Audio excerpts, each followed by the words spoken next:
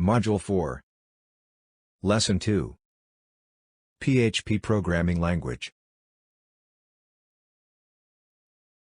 PHP, recursive acronym for PHP, Hypertext Preprocessor, is a widely used open-source general-purpose scripting language that is especially suited for web development and can be embedded into HTML code. PHP is free to download and use. Fast, flexible and pragmatic, PHP powers everything from your blog to the most popular websites in the world, like Facebook. In this lesson, we introduce PHP programming language, based on text and examples from two well-known and structured tutorials, which we strongly recommend. W3 Schools, and PHP Official Manual. Before you continue, you should have a basic understanding of HTML and JavaScript. Let's explain what a PHP file is. PHP files can contain text, HTML, CSS, JavaScript and PHP code. Think of these PHP-enabled files as simple HTML files with a whole new family of magical tags that let you do all sorts of things. PHP code is executed on the server, and the result is returned to the browser as plain HTML, CSS and JavaScript code. However, PHP is not limited to output HTML. It can output any kind of files like images, PDF files, etc. PHP files have the extension .php. Web browsers handle HTML, CSS, and JavaScript using the browser's own code. But PHP scripts have to be handed off to another program, called PHP Interpreter. That program deals with the scripts, returning something useful to a web server, which then can pass a response back to the web browser. So, what we can do with PHP? With PHP, a web developer can do many sort of things, like creating dynamic pages directly from content stored in databases, working with files on the server, collecting data from the users through HTML forms and working with cookies. Moreover, PHP facilitates the connection with any kind of databases, can be used to control user access to the content of the web server, while PHP can also encrypt sensitive data.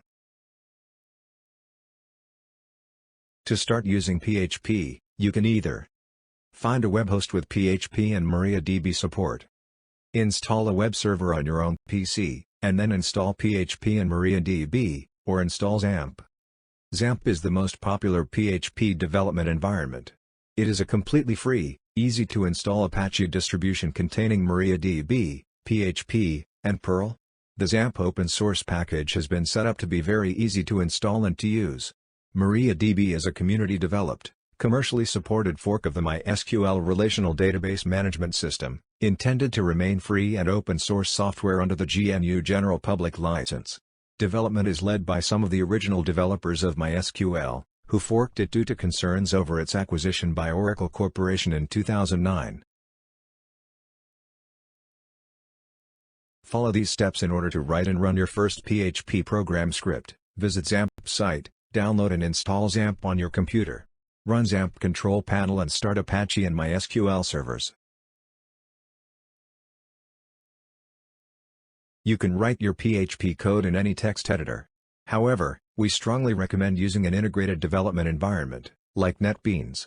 It's free, open source and easy to use, while being a professional development environment, not only for PHP, but for several other programming languages.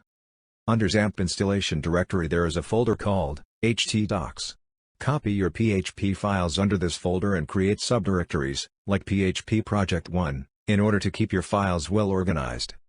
Finally, in order to access your first PHP page, open any browser on your computer and type this URL, http, localhost, PHP Project 1, hello.php. Your PHP script will be executed on your Apache server, by the PHP interpreter, and you will see on your browser the result of this execution. Let's start learning the syntax of the PHP programming language. A PHP chunk of code starts with $PHP and ends with $. The PHP code can be placed anywhere in the document. All PHP statements end with a semicolon. In PHP, the keywords like if, else, while, echo, as well as classes and functions are not case-sensitive. However, all variable names are case-sensitive. A comment in PHP code is a line that is not executed as a part of the program. Its only purpose is to be read by someone who is looking at the code and wants to understand it. PHP supports several ways of commenting, as illustrated by this example. Variables are containers for storing information. Variables in PHP are represented by a $sign followed by the name of the variable.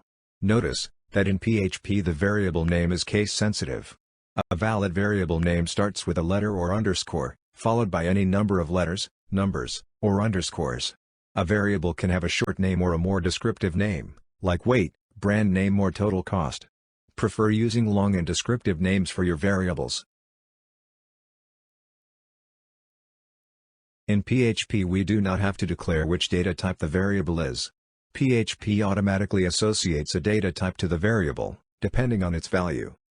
After the execution of these statements, the variable txt will be declared as string and hold the value hello world, the variable x will be declared as integer and hold the value 5, and the variable y will be declared as float and hold the value 10.5. Note that when you assign a text value to a variable, put double quotes or single quotes around the value. The PHP echo statement is often used to output data to the screen. This example shows how to output text in a variable. Note that when single quotes are used, PHP does not parse the variables inside the string. Moreover, PHP includes a short echo tag, which is a shorthand to the more verbose PHP echo statement. In PHP, variables can be declared anywhere in the script. The scope of a variable is the part of the script where the variable can be referenced and used. In PHP there are only two scopes available, namely, local and global scope. PHP variables belong to one of the following categories: local variables, global variables, static variables and function parameters with local scope within the function. A variable declared within a function has a local scope and can only be accessed within that function. You can have local variables with the same name in different functions, because local variables are only recognized by the function in which they are declared. A variable declared outside a function has a global scope and can only be accessed outside a function. In order to access a global variable within a function, you can use the global keyword. To do this, use the global keyword before the name of the global variables, inside the function. PHP also stores all global variables in an array called globals. The index holds the name of the variable. This array is also accessible from within functions, and can be used to update global variables directly. Study this code, which is equivalent with the previous example. Variables can store data of different types, and different data types can do different things. PHP supports the following data types. Boolean stores a value of a variable that can be either true or false. Both are case insensitive. Integer, a variable that can store a non-decimal number.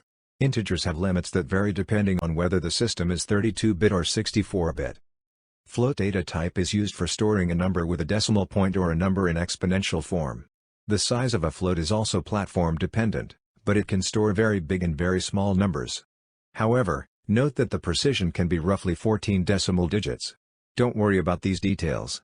In 99% of the applications you don't need them. String are sequences of characters, like a name, an address, or any phrase. A string can be any text inside single or double quotes. An array can store multiple values in one single variable. An array in PHP is an ordered map that associates values to keys, and can be used for several different uses. It can be treated as an array, a list, a hash table, a dictionary, a collection, a stack, a queue, and more. The key can either be an integer or a string. The value can be of any type and even other arrays, objects, etc. Arrays can be multidimensional. The dimension of an array indicates the number of indices you need to select an element. An object is a data type which stores data and information on how to process that data. In PHP, an object must be explicitly declared. First we must declare a class of object, by using the class keyword.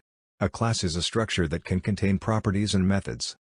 A resource is a special variable, holding a reference to an external resource. Resources are created and used by special functions. Resource variables hold special handles to open files, database connections, image canvas areas, etc.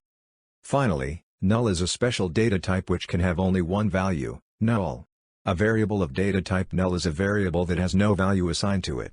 If a variable is created without a value, it is automatically assigned a value of null. Variables can also be emptied by setting the value to null. Integers can be specified in decimal, hexadecimal, octal or binary notation. In order to declare the base for an integer, you have to use special literals, as those that are highlighted in this example.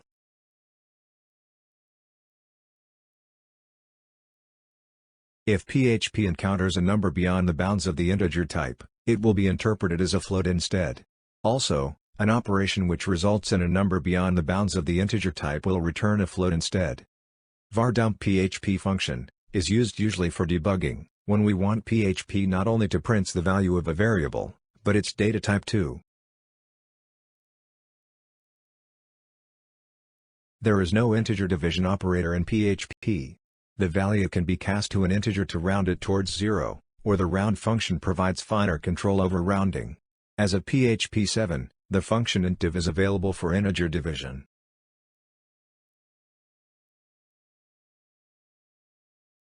Some numeric operations can result in a value represented by the constant nen.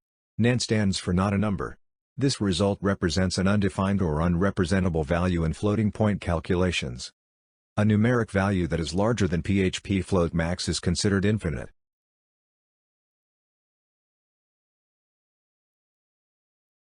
A string is an ordered sequence of characters. Note that the position of the first character in a string is 0. The same is true for arrays. These are some commonly used functions to manipulate strings in PHP. strlen returns the length of a string. strwordCount counts the number of words in a string. strrev reverses a string. strpos returns the position of the first occurrence of a string inside another string, and it is case-sensitive. strreplace replaces some characters in a string. strcasecmp compares two strings in case-insensitive manner, while strcmp compares two strings in case-sensitive manner. str to lower converts a string to lowercase letters, while str to upper converts a string to uppercase letters. Substr returns a part of a string. Finally, trim removes white space or other characters from both sides of a string. Note that there are many more functions that you can learn and use in your PHP scripts. Operators are used to perform operations on variables and values. PHP divides the operators in the following groups. Arithmetic operators.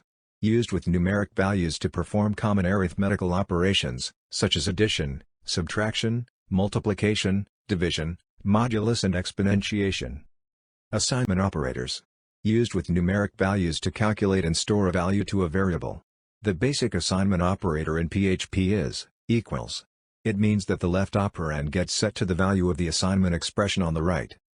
Comparison operators. Used to compare two values, either numbers or strings.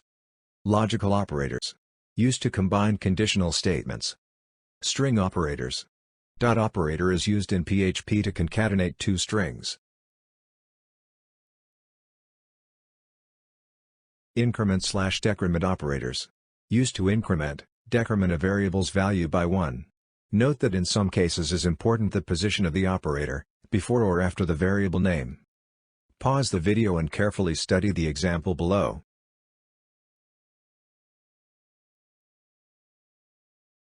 Array operators. Except union, all the others are used to compare arrays. Note the difference: two arrays are equal, when the two arrays have the same key/value pairs. Two arrays are identical, when the two arrays have the same key/value pairs in the same order and of the same types.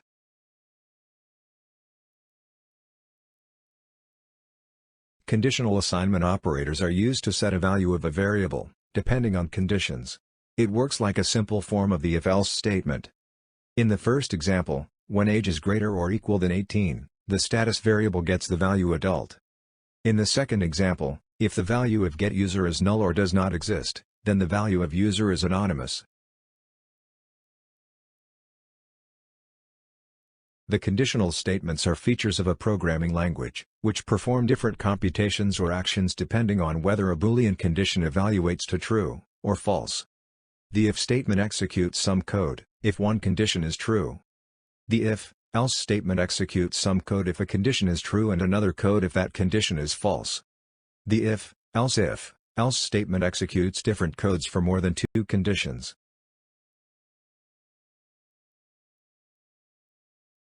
The switch statement is used to perform different actions based on the value of a variable. The default keyword specifies the code to run if there is no case match. Please pause the video and study the example. Loops are used to execute the same block of code again and again, as long as a certain condition is true. In PHP, we have the following loop types. While loops through a block of code as long as the specified condition is true. Do while loops through a block of code once, and then repeats the loop as long as the specified condition is true. For loops through a block of code a specified number of times. For each works only on arrays, and is used to loop through each key-value pair in an array. Loops are used to run the same lines of code for multiple times. If we want to execute the same code multiple times, then we can put it into a loop block to avoid code repetition. Loop structure usually includes three sections. These are: initialization, to initialize the first iteration index of the loop. Conditional execution. For each iteration, it checks whether the specified condition is satisfied, and only then the loop code will be executed. Finally, incrementation-decrementation. After processing each iteration, the loop index should be incremented or decremented to process next iteration. This will be continued till the loop condition is satisfied. For each loop is a control flow statement for traversing all items in a collection. For each is usually used in place of a standard for loop statement. We essentially say, do this to everything in the set, rather than, do this X times. The real power of PHP comes from its functions. PHP has more than 1,000 built-in functions. For a complete overview of them, you can find several PHP references on the web. Moreover, it is possible to create your own functions. A function is a block of statements that can be used repeatedly in a program. It will not execute automatically when a page loads. Instead, a function will be executed by a specific call to it. A user-defined function declaration starts with the word function, followed by its name. A function name must start with a letter or an underscore, and it is not case-sensitive. Pause the video, study these indicative examples, and try to run these simple functions on your computer. Make sure you have understood what a function argument is, and how a function can return a value. If you have a list of items, a list of car names for example, storing the cars in single variables isn't the best solution. What if you wanted to loop through the cars and find a specific one? And what if you had not 3 cars, but 300? The solution is to create an array. An array can hold many values under a single variable name, and you can access the values by referring to an index number. Each array item is stored as a key and value pair. Arrays are classified as indexed array and associative array, based on the key specification. The indexed array has a numeric key, called index, that always starts at 0. The associative array contains a user-defined named key. An array can also be classified as one-dimensional array and multi-dimensional array, based on the level of the array index. To loop through and print all the values of an array, you could use either a for or a for each loop. Pause the video, study these indicative examples, and try to run them on your computer. Make sure you have understood what's the difference between indexed and associative arrays, and when is better to use associative arrays. Sometimes you want to store values with more than one key. For this, we have multi-dimensional arrays, which is an array containing one or more arrays.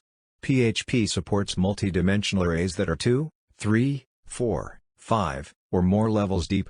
However, arrays with more than 3 dimensions are hard to manage for most people. The most common example is the well-known and used 2-dimensional array. Let's consider we have this table of data. We can store the data from the table above in a 2-dimensional array. Now the 2-dimensional cars array contains 4 arrays, and it has 2 indices, row and column. To get access to the elements of the cars array, we must point to the two indices, row and column. We can put a for loop inside another for loop, in order to get the elements of the cars array. Please, pause the video, study these indicative examples, and try to run them on your computer. The elements in an array can be sorted in alphabetical or numerical order, descending or ascending. These are the main PHP array sort functions: sort arrays in ascending order, rsort arrays in descending order, asort associative arrays in ascending order, according to the value, ksort associative arrays in ascending order, according to the key, arsort associative arrays in descending order, according to the value, krsort associative arrays in descending order, according to the key. This was a brief introduction to PHP programming language. Please, study the tutorials on the web and practice with your code, in order to better understand PHP, and learn how to use it. Remember, coding can be fun.